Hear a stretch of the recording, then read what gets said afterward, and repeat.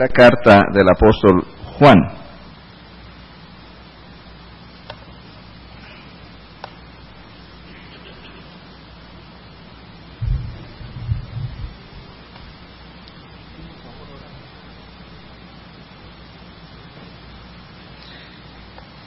Bueno, Juan tiene un aspecto muy particular, ¿no? Recuerden que el apóstol Juan es a quien se le atribuye el Evangelio de Juan, las 3 cartas y el libro de Apocalipsis, así que serían 5 libros del Nuevo Testamento que se le atribuyen al apóstol Juan. Y él habla en un lenguaje muy tierno. Gracias. Sí. Y en esta carta él usa de un lenguaje de mucho afecto para dirigirse a un amigo de él, a un hijo espiritual de él, a quien anima a vivir su fe. Pero en esta carta el apóstol Juan contrasta a 2 personas. Él contrasta 2 caracteres, ¿sí? Y vamos a ver brevemente cuáles son las características de estas personas. El primero se llama ¿cómo? Gayo, ¿verdad? Y el segundo se llama Diótrefes.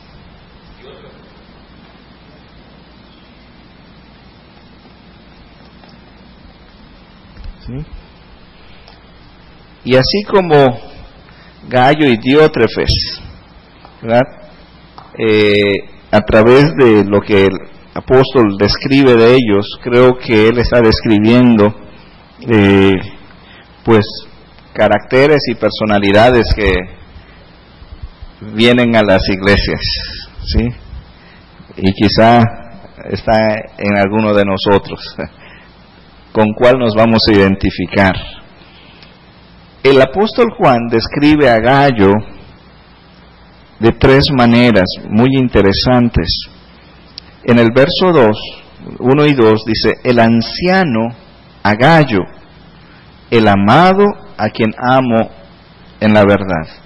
Amado, yo deseo que tú seas prosperado en todas las cosas y que tengas salud, así como prospera tu alma. Así que, ¿cuál es una primera característica de Gayo? Es amado, pero dice que sea prosperado. Bueno, aquí Juan lo describe como amado, ciertamente, ¿verdad? Pero más que eso, ¿qué le está diciendo? Está diciendo que Gayo tiene salud que le desea salud así como va su salud espiritual. ¿Sí? Dice, amado, yo deseo que tú seas prosperado en todas las cosas y que tengas salud, así como prospera tu alma. Lo que Juan está enfatizando es que espiritualmente Gayo era un hombre con una buena salud. ¿Sí? Y era algo tan evidente que le dice, así como creces espiritualmente, deseo que tú también tengas salud física.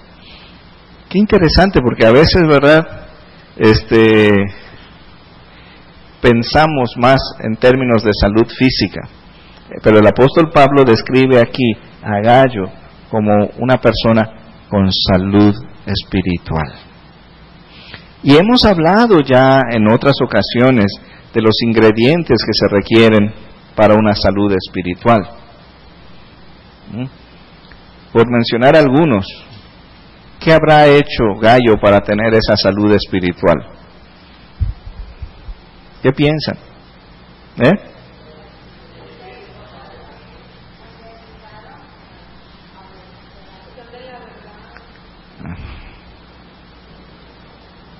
Yo creo que leía, ¿verdad? Lectura de la Biblia.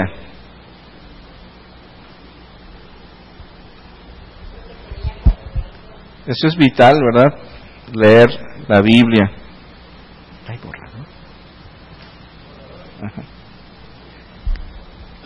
La oración es otra parte importante, ¿verdad?, del crecimiento espiritual.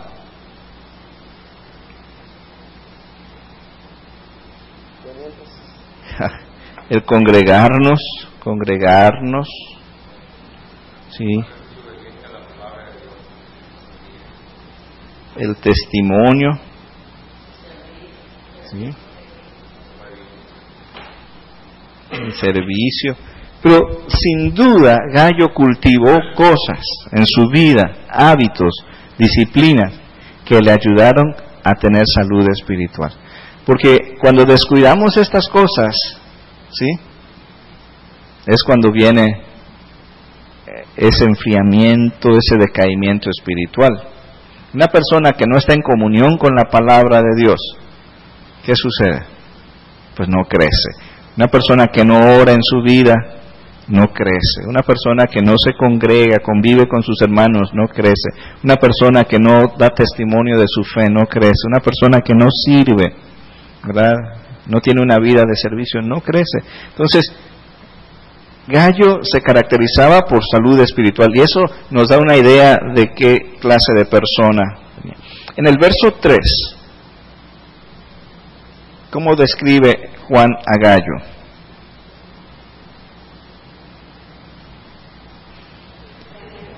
Mucho me regocijé cuando vinieron los hermanos y dieron testimonio de tu verdad, de cómo andas en la verdad. ¿Cómo describirían ustedes esta parte de la vida de Gallo?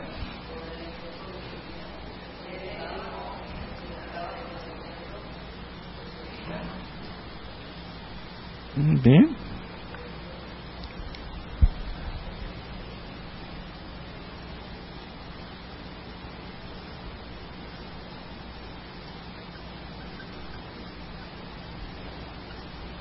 ¿Les gusta esta expresión? Es reflejado una vida ¿cómo?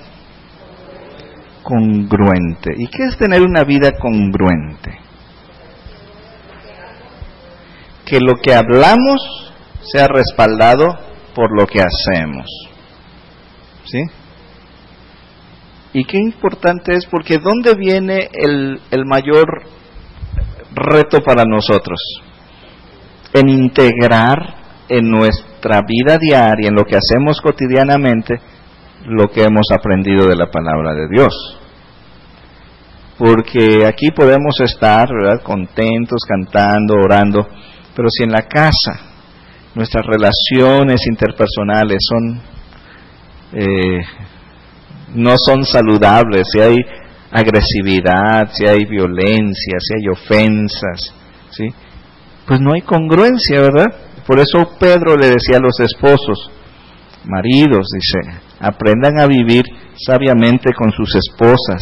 ¿Para qué? Gracias. Para que sus oraciones no tengan estorbo. Entonces, Gallo no solo tenía una vida de salud espiritual, sino también tenía una vida congruente. Y había algo también muy interesante en la vida de Gallo. Versículos 5 y 6. ¿Qué dice? Amado, fielmente te conduces cuando prestas algún servicio a los hermanos, especialmente a los desconocidos, los cuales han dado ante la iglesia testimonio de tu amor, y harás bien en encaminarlos como es digno de su servicio a Dios, para que continúen su viaje. ¿Qué hacía?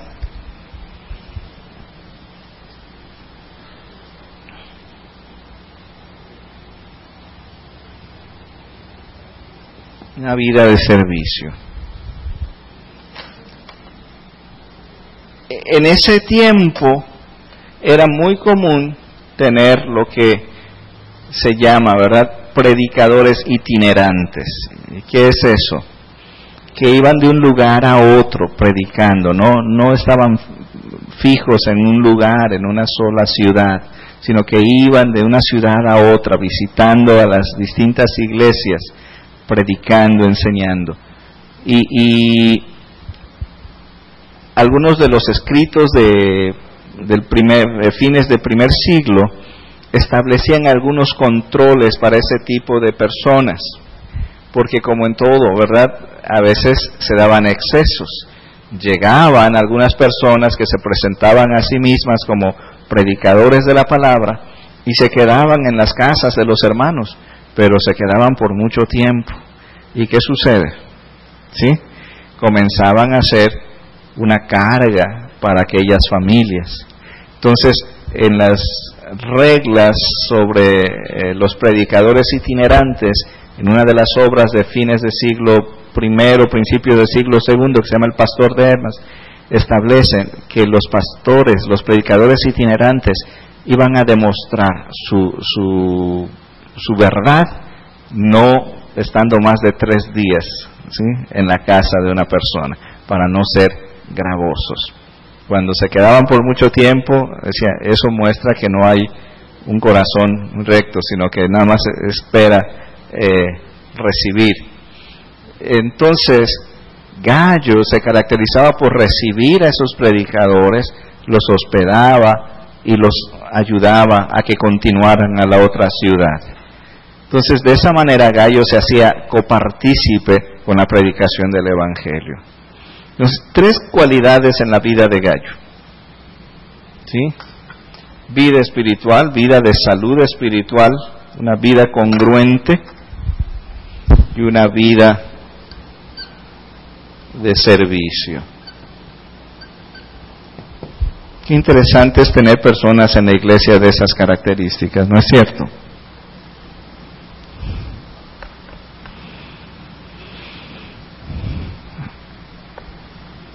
Una vida espiritual, una vida congruente y una vida de servicio. Unos días más van a venir los entrenadores de OANSA. ¿Cuántos hogares podemos encontrar para hospedarlos? Y a veces hay que estar tocando muchas puertas, ¿verdad?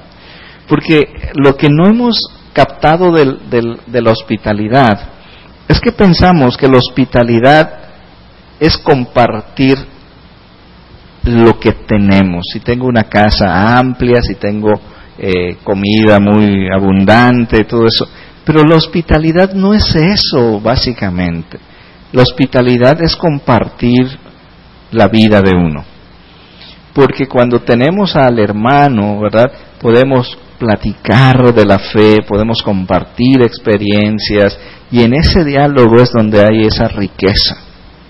Y no tanto lo que les damos o no les damos, sino el darnos nosotros mismos a ellos. Entonces, la hospitalidad es eso, y en el Nuevo Testamento la hospitalidad era uno de los signos del amor, ¿verdad? Entonces, vean 3 cualidades. ¿Cuáles son esas 3 cualidades de Gallo? Vida espiritual, una vida congruente y una vida de servicio. Pero vamos a ver al otro personaje, ¿sí? Vean en el versículo 9. Dice, yo he escrito a la iglesia, pero Diótrefes, al cual le gusta tener el primer lugar entre ellos, no nos recibe. Qué interesante, ¿verdad? ¿Qué característica hay aquí en este personaje?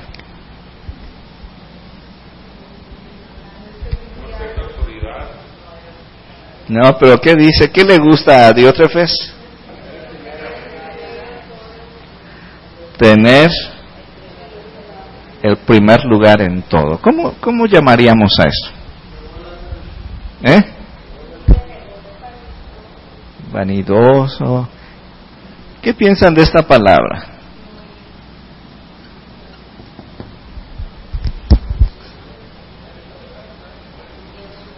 Ambicioso. ¿Sí? Es interesante, estaba escuchando una enseñanza por allí, ahora que he estado tratando de documentarme sobre plantación de iglesias, pensando en el nuevo proyecto, y venía una enseñanza sobre las motivaciones